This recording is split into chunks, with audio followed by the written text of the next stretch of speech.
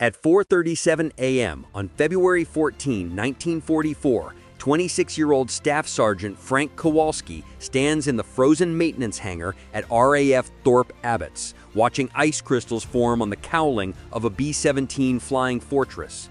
The air smells like aviation fuel and metal polish.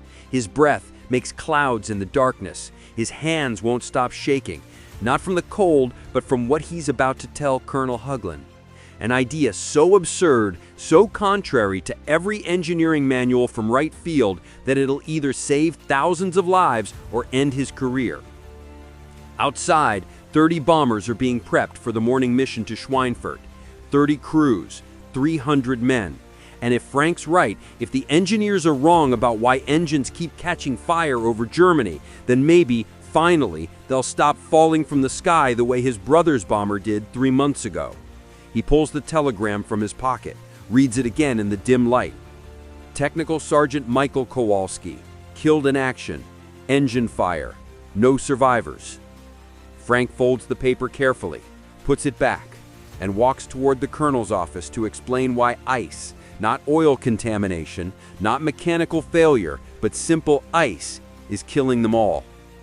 Frank Kowalski grows up in Pilsen, Chicago, Polish neighborhood, working-class families packed into 3-story walk-ups. His father runs Kowalski & Sons Plumbing from a storefront on 18th Street, the kind of small business that survives on emergency calls and reputation. Frank's the fourth of 5 kids, sleeps in a room with 2 brothers. His mother keeps the books. His father works 12-hour days crawling through basements, fixing frozen pipes, replacing water heaters. By the time Frank's 16, he can diagnose any plumbing problem by sound. A particular rattle means sediment in the hot water line. A specific whistle means pressure's too high. The work teaches him things school never does, that flow is everything, that blockages show up downstream, that temperature changes how water behaves. When he's 19, a foreman named Stanley Wojcik makes a mistake. They're working on a factory steam system. Stanley repressurizes the line before checking all the valves. Frank sees the pressure gauge climbing, sees the relief valve stuck closed, sees Stanley 20 feet away, completely unaware that in about 15 seconds, superheated steam at 180 psi is going to turn this basement into a kill zone. Frank runs, tackles Stanley sideways, both hit concrete 3 feet from where the relief valve explodes. The blast strips paint off the walls. Stanley's coffee thermos, sitting where he'd been standing, melts into slag. Stanley calls him a hero. His wife brings Frank pierogi every Sunday for 3 months. 18 months later, Stanley dies when a trench collapses, buried under 6 feet of clay and brick, suffocated before they could dig him out. He's 42, leaves behind a wife and 3 daughters. Because construction work is dangerous and accidents happen, and that's just how it is. But Frank learned something. Doing the right thing doesn't guarantee survival, but it's still worth doing, because the alternative is watching people die when you could have saved them. When Pearl Harbor happens, Frank's 23, still working plumbing, still broke, still watching men get crushed for $1.25 an hour. He enlists December 10th, 1941. His father asks why not stay. Plumbers make good money in wartime. Frank says, same work, different pipes. At least if something goes wrong, maybe it matters. Mike enlists 2 weeks later, says he's not letting Frank go alone. They write every week. Mike's letters are full of adventure. He's a navigator on a B-17 named Lucky Linda, flies missions over Germany, writes about the view from 25,000 feet, about flak that looks like black flowers, about how cold it gets up there. Frank's letters are technical. He's maintenance crew at Thorpe Abbotts. Writes about hydraulic leaks, about cylinder compression, about how many man-hours it takes to replace a damaged engine.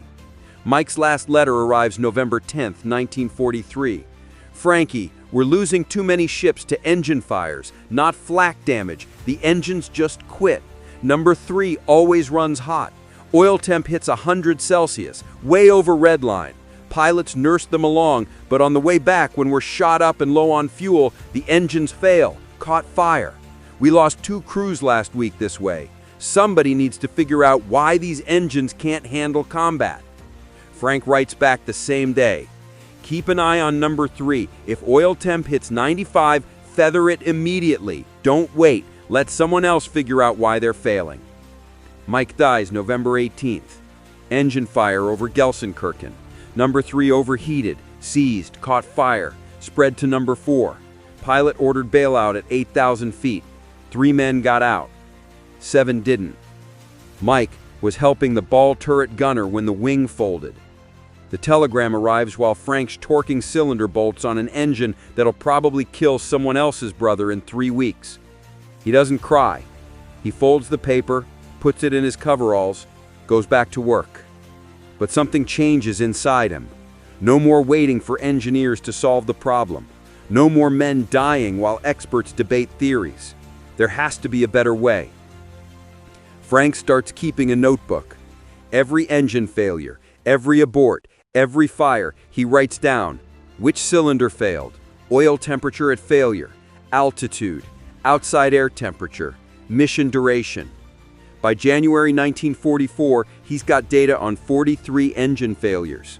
37 are number 3 cylinder, all at altitudes above 20,000 feet, all with outside air temperatures below -30 Celsius, all after sustained operation 4 hours plus. The pattern is obvious, but it doesn't match what Wright Field says. The engineers insist it's oil contamination. They've sent new filters, better oil grades, modified pumps. Nothing works. Master Sergeant Carl Peterson, lead engine specialist, former Ford mechanic, is losing his mind.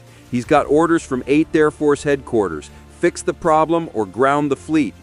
On February 12th, Peterson calls an emergency meeting. 30 maintenance crew packed in the hangar office. A failed engine sits on the workbench, the one that killed a crew over Brunswick 3 days ago. This engine ran 43 hours, Peterson says. His voice is raw, exhausted. Oil analysis shows nothing. Bearings look fine. Cylinders are clean. But it overheated, seized, and burned at 27,000 feet. 4 men didn't make it out. He looks around the room. We've done everything Wright Field told us. New coolers, different oil, nothing works. These engines keep failing, and we don't know why. Frank raises his hand. Sergeant? Sir, where are we measuring oil temperature? Peterson points to the gauge. Standard position, oil return line. That's downstream. The room goes quiet. Frank continues, his voice steady despite his racing heart. We're reading temperature after oil's already done its job. By the time we see high temp, the damage is already happening. In plumbing, if you've got a blockage, you see the problem downstream, but the cause is upstream. Peterson stares at him. What are you saying? Frank walks to the engine, points at the cooling baffles, metal plates that direct airflow around the cylinders. What if it's not oil contamination? What if it's ice? Ice? Peterson sounds incredulous. Kowalski, these engines run at 200 degrees. The engine's hot, the air's -40. Where they meet, right here, Frank points to the baffle edges, you get condensation. Water vapor from combustion hits freezing metal, forms ice, blocks airflow, cylinder overheats. Someone laughs. Frank's face burns, but he keeps talking. These engines were tested in California, on the ground, at sea level. They never saw sustained combat altitude in testing. -40 degrees, thin air, 4-hour missions. The conditions are completely different. Carl Martinez, crew chief from San Antonio, missing 2 fingers from a pre-war accident, speaks up.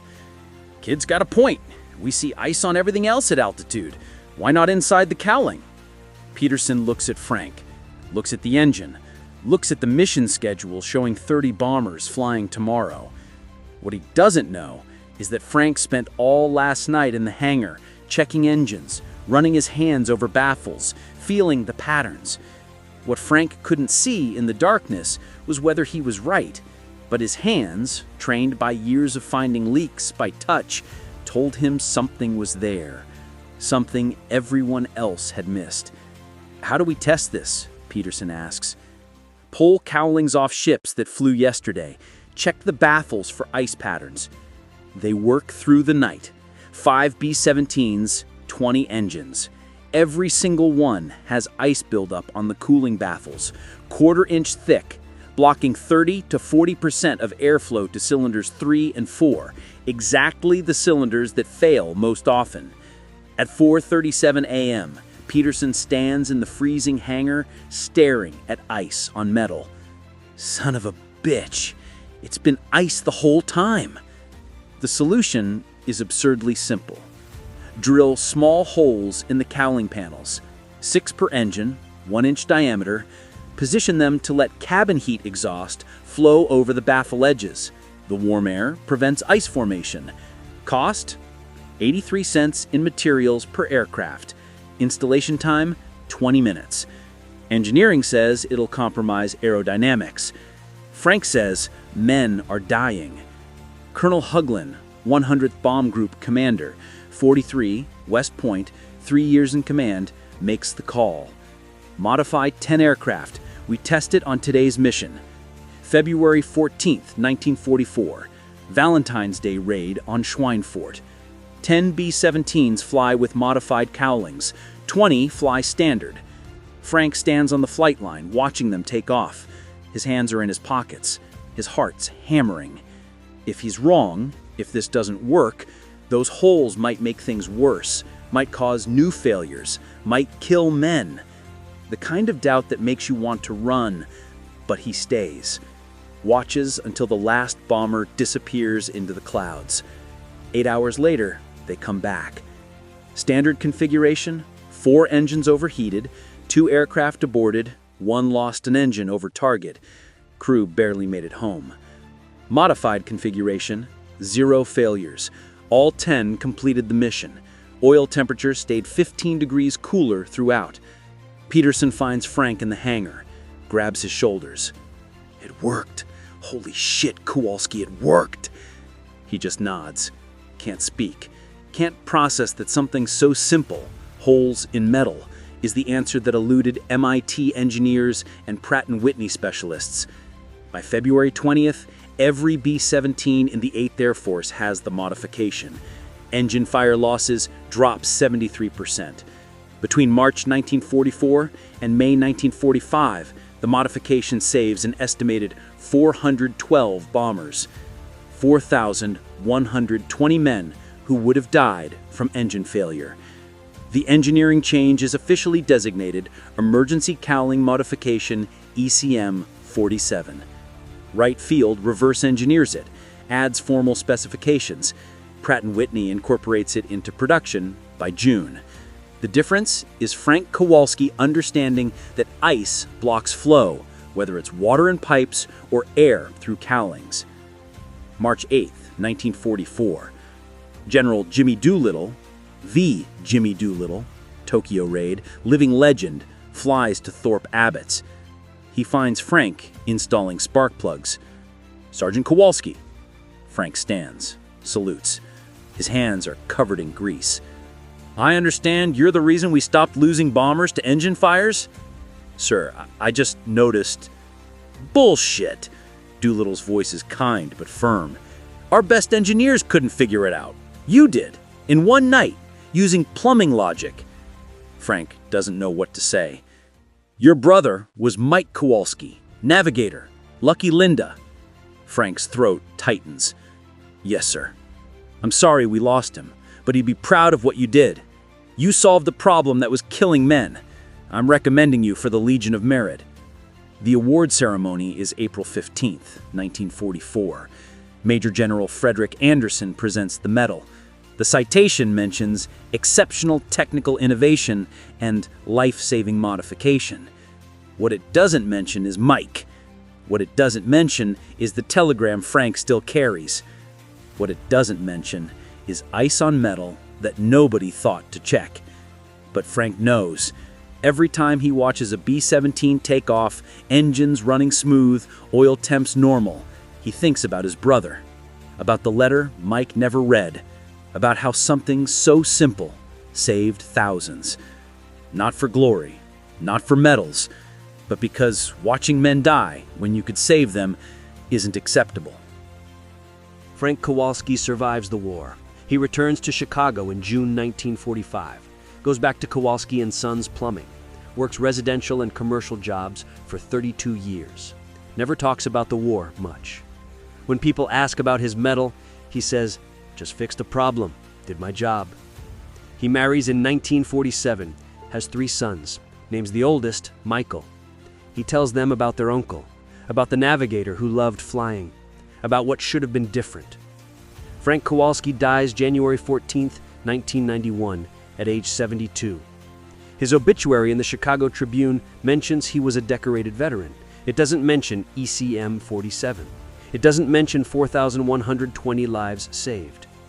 The official Air Force history of World War II gives ECM 47 3 paragraphs. Describes it as a field modification addressing cold weather engine performance. Frank's name appears once. But the men who flew those bombers remember. They remember engines that didn't quit, missions completed, coming home when others didn't. In 1988, Carl Peterson publishes a memoir, Keeping Them Flying. He devotes 4 pages to Frank. The engineers couldn't solve it. It took a plumber from Pilsen, who everyone said was just maintenance crew, who watched his brother die because of a problem he could fix, who solved in one night what MIT engineers couldn't figure out in months. Not because he was smarter, because he understood flow, because he'd spent years finding blockages by touch, because he knew that ice blocks everything.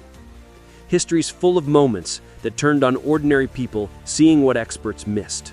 Not generals, not heroes, just plumbers and mechanics who understood practical things.